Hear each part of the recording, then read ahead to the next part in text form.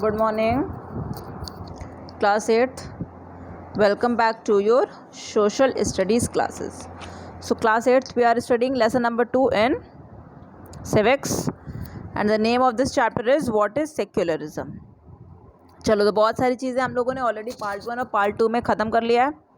बस ये last part है आपका आज, और जो बची खुची चीज़ें हैं इंडियन सेक्युलरिज्म के बारे में हम लोग इसमें समझ लेंगे.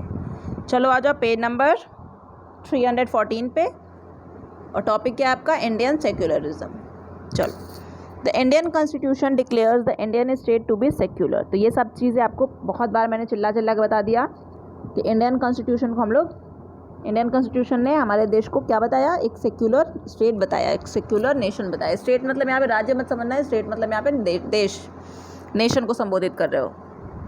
ठीक है. According to the constitution the following objectives shall be realised if the state is secular. तो कौन कौन सा फैक्टर्स होंगे अगर स्टेट को सेक्युलर बताया जाएगा? तो क्या होगा? One religious community will not dominate over another religious community. कोई भी एक धर्म दूसरे धर्म के ऊपर हावी नहीं होगा. ठीक है, हर धर्म को बराबर का मान्यता होगा. Some members of a religious community will not dominate over the other members of the same religious community.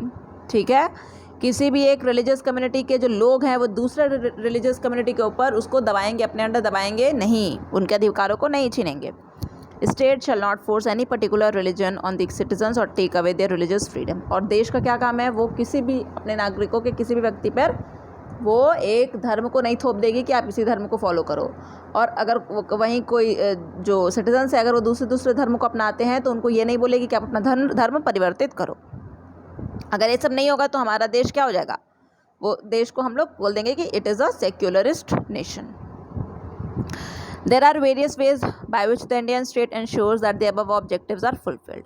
You have already studied that there is a deliberate policy of separating the Indian state from the religion. तो ये आप लोगों ने जान लिया, पढ़ लिया. State religion, Indian state और रिलीजन आपस में कैसे कैसे उनको सेपरेट कर दिया गया, अलग कर दिया गया.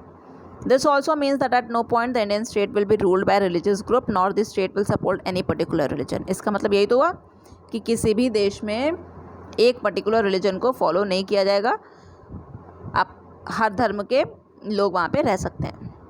In this secular country various government institutions जैसे कि स्कूल हो गया, ऑफिस हो गया, लॉ कोर्ट, पुलिस स्टेशन, ये सब क्या है? Are not suppose to support और प्रपोर्ट एनी पर्टिकुलर रिलीजन. तो आप किसी भी स्कूल में ये नहीं बोल सकते हो कि यहाँ पे खाली हिंदू बच्चे पढ़ेंगे, है ना. किसी भी ऑफिस को ये नहीं बोल सकते हो कि यहाँ पे सिर्फ क्रिश्चियंस आएंगे. लॉ कोर्ट, पुलिस स्टेशन, ये सब में आप ऐसा नहीं बोल सकते हो. Interestingly, no government educational institution in the country can promote any particular religion either through morning prayers और through the celebration of various religious festivals. ठीक है, और किसी भी हमारे देश में कोई भी जो गवर्नमेंट एजुकेशन इंस्टीट्यूट है, जहाँ पे जैसे कि मान लो कि जो सरकार द्वारा चलाई गई जो विद्यालय हैं, जो स्कूल्स हैं, जो एजुकेशनल इंस्टीट्यूशंस है, वहाँ पर भी ये ऐसा नहीं है कि आप सुबह सुबह किसी भी धर्म को लेकर के और वो भगवान की पूजा पाठ करवाने लगो, है ना, जैसे सरस्वती पूजा करवाने लगो. ये सब सरकारी स्कूल में नहीं होता है. क्योंकि इससे क्या होगा? इससे ये होगा कि एक धर्म को हम लोग फॉलो कर रहे हैं. ठीक है, एक धर्म दूसरे धर्म पर डोमिनेट कर रहा है, तो ऐसा नहीं हो सकता है. अगर ऐसा हुआ, इफ़ दे डू सो, अगर वो ऐसा करते हैं तो it would tantamount to the violation of the state's policy of treating all the religions equally. तो फिर क्या हो जाएगा? अगर ऐसा कोई एजुकेशनल इंस्टीट्यूशन करता है तो वो इस काम को, वो इस बात को नहीं मान रहा है कि हमारा जो देश है वो एक सेक्युलर देश है. However, this rule is not applicable to private educational institutions. लेकिन ये जो रूल है वो प्राइवेट एजुकेशनल इंस्टीट्यूशंस के लिए नहीं एप्लीकेबल है. प्राइवेट जो स्कूल है, जैसे कि आपका स्कूल है, वो वहाँ पे हर तरीके की छूट है. और भी बहुत जगहों पर छूट है. अब थोड़ा आप लोग और बड़े हो जाओगे तब पढ़ोगे आप लोग. ठीक है. Another method that the secular Indian state has adopted to prevent the domination of one religious group over another is the policy of non-interference. Non-interference by the state implies that the state shall respect the sentiments of all the religions followed in the country and hence will not interfere with their religious practices. For this reason, the state makes certain exceptions for some religious communities. Let us take an example to see how this is done. तो इस तरीके से non interference की भी policy आप लोग समझ जाओ कि ऐसा नहीं है कि अब हमारे देश में सारे देश को बराबर की तो मान्यता दे दी गई, लेकिन बार बार इंटरफेरेंस करते रहें. कि हिंदूज मुस्लिम्स को जा कर के बोले कि तुम क्यों नमाज़ पढ़ रहे हो सड़क पे खड़े बैठ करके, है ना, और ऐसा काम क्यों कर रहे हो, ये कर रहे हो, वो करो। तो ऐसा नहीं हो सकता। कोई भी किसी भी मतलब बीच बचाव नहीं करना है आपस में दो रिलीजन्स के। डिड यू नो में आ जाओ। लेकिन कुछ ऐसे केसेस है जहाँ पे सरकार ने छूट दे रखा है। अब उन केसेस के बारे में हम लोग जानने वाले हैं। Did you know there are around 25 to 27 million Sikhs living all over the world. लगभग 25 से 27 मिलियन सिख जो हैं वो पूरे दुनिया में, विश्व में रहते हैं। इसमें 22 मिलियन तो भारत में ही रहते हैं। और सबसे ज़्यादा कौन सी जगह पे रहते हैं? State of Punjab. पंजाब में खाली सिख लोग रहते हैं, खाली नहीं कहोगे, लेकिन मेजॉरिटी में सिख लोग रहते हैं। अदर्स कहाँ पे रहते हैं? कंट्री जैसे कि यूके हो गया, कनाडा हो गया, बहुत सारे जो नॉन रेसिडेंट्स ऑफ इंडियंस हैं वो सिख कम्युनिटी के कनाडा में, यूएसए हो गया, मलेशिया हो गया, यहाँ पे लोग रहते हैं। तो 22 मिलियन तो यहीं पे रहते हैं, ठीक है। 3 से 5 मिलियन अदर देश में रहते हैं। तो सिख कम्युनिटी हमारे देश में क्या है? माइनॉरिटी कम्युनिटी है। माइनॉरिटी मतलब समझ गए, ठीक है, जिसका परसेंटेज कम है according to the Sikh religion. अब सिख रिलीजन के अकॉर्डिंग क्या है? हर एक सिख के पास क्या क्या होना चाहिए?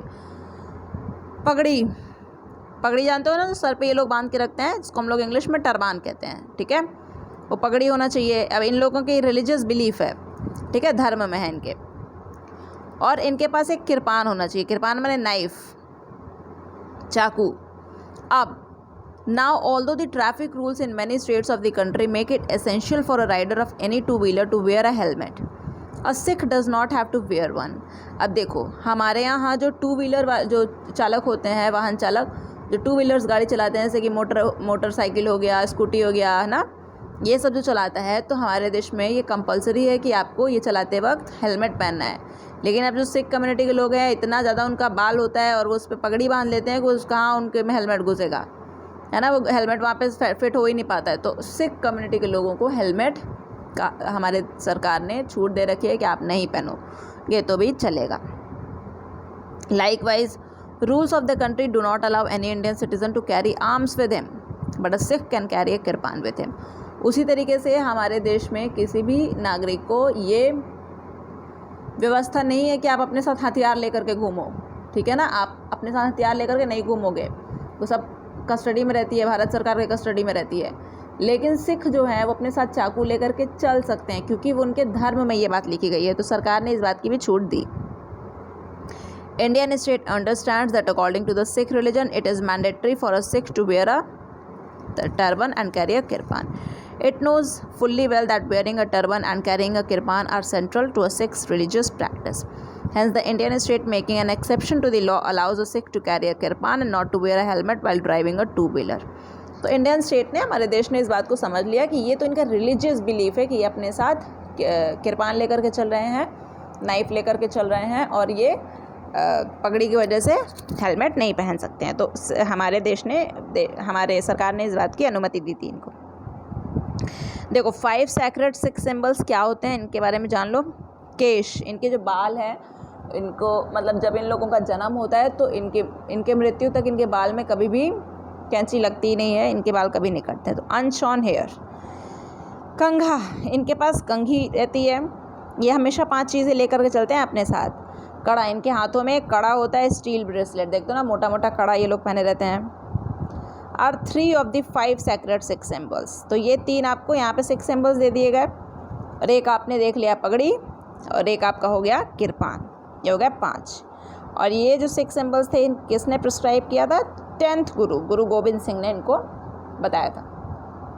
Okay, when the state is making an exception to the law, it is not interfering with a particular religious practice of a community.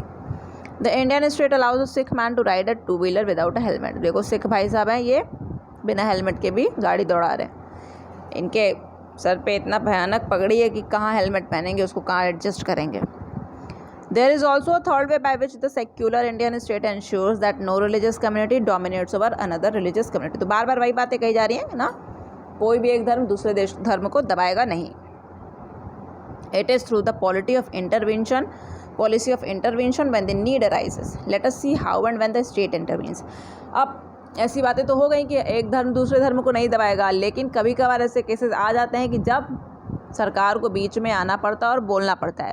तो कौन सा ऐसा केस होगा, आप उसको समझते हैं। You have studied about untouchability earlier in the chapter. Untouchability के बारे में हम आप लोगों को बहुत बार पढ़ा चुके हैं ना।